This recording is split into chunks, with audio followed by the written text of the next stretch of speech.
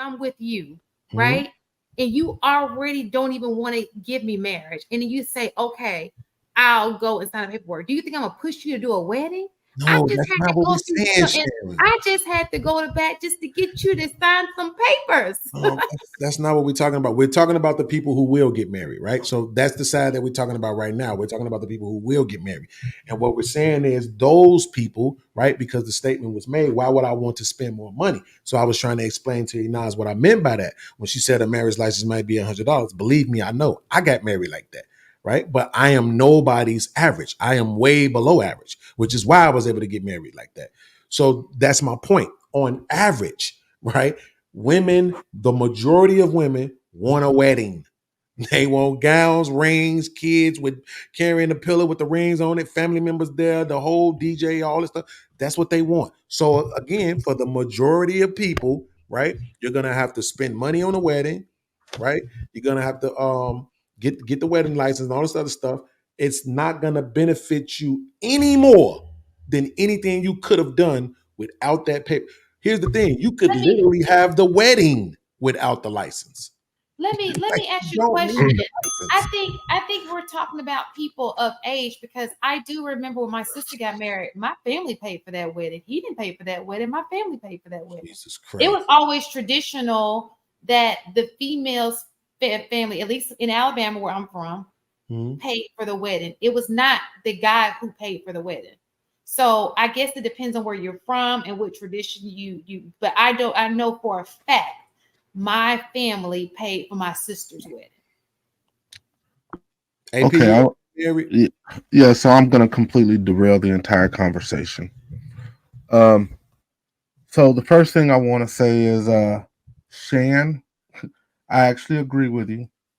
You women can go ahead and bask in your delusion, because I'm gonna go back to the very first point that I have ever made on any podcast. Brothers, bust them down or ignore them.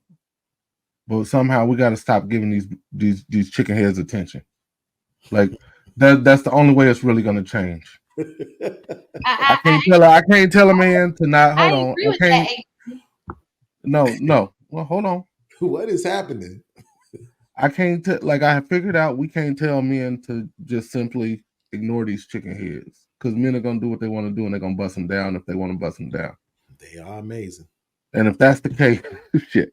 And if that's the case, I don't want to hear those same brothers talking shit about women when you're out here breaking them.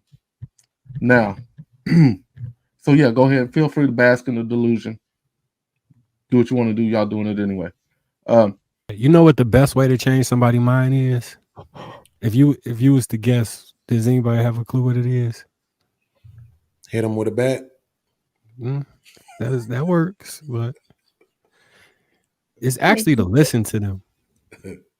If you want to change somebody's perspective or opinion on something, you gotta let them tell you it in full, be heard, and respond to exactly what that thing is.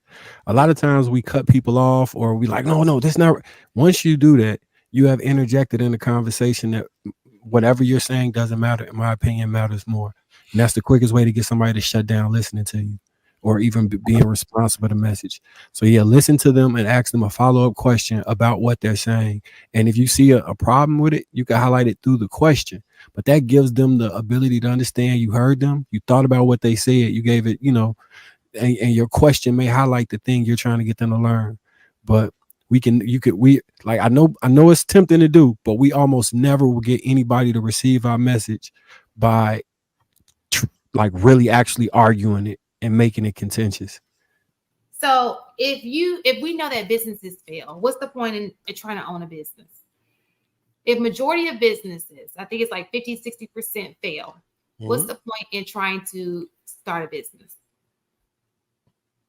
I give him a better one. What's the point of hustling if we know? I'll work with this one. Let me work with this one to make money. Sure, but don't you lose money? It's a risk, right? Absolutely. If you start a business, there's a risk.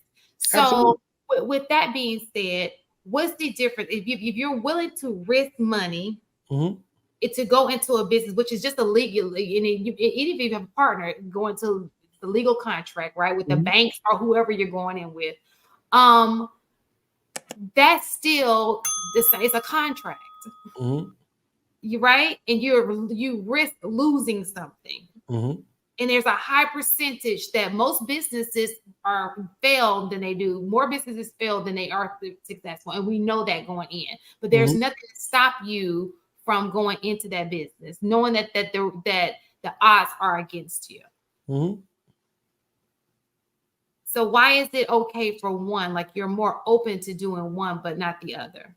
I could make an argument for it, but here's the reality. I don't have to. I would agree that most people shouldn't start businesses. I'm done with you. It's just this like I told you I'm a debater, right? So I could make an argument, right? But I don't have to. I would agree that most people shouldn't start businesses. Right? Podcast. It's like I would agree that most people shouldn't buy houses. You know why? 50% of people foreclose on their homes because they bought a house just to say they weren't renting. They weren't really prepared for it. They didn't really know what they was doing. They didn't have no money put up. The AC went out, they couldn't get it fixed. The furnace went out, they couldn't get it fixed. And they end up foreclosing on a home that they weren't really prepared to own. Just Wait a because minute, they didn't want to say they were renting. Why would you think I'm miserable? Like, what? So, you guys are so. Listen, this is what I have a problem with. Don't worry about what my Listen, ex-wife doing. This is the problem I have with this space, right? They want you to be. I'm a very happy person. God has dealt me some pretty good cards. I cannot even. I am blessed. It is not a day I would count my blessings. You understand? Like, I love the skin I'm in. I love who I am. I love my kids. I love the life I have for myself. I even love my child's father. You know what I'm saying? So there's nothing that you can put on me and make me feel like a miserable person. Because at the end of the day, Shan is here because she wants to be here. Everybody on this panel is here. We take the time out on our Friday nights to give you guys something special, free of charge. Okay? So there's no misery in that. We're just here to have a decent conversation. And yes, you may not agree with all of my thoughts. I may not agree with all of your thoughts, but I would never wish misery on you. I don't feel for people like that. I naturally go in loving people. I actually go in respecting people. I go in wanting the best for everybody. That's why we have these conversations. That's the only reason I show up every Friday. Well, I try to show up every Friday. Because I could be doing something else with my time. Time is money. I'm a business major. Time is money. We can all be doing something else with our Friday nights, but we are here with you having a conversation. It is just so lonely. Toxic. Excuse me. Toxic. These chats are like I've never seen so many. I guess I was just in La La Land on thinking how people, interact, how they think. I just never seen so many people just so angry and mad and they wish that on you. And that's crazy to me. But I'll pray for you. So it's good to not be in La La Land, huh?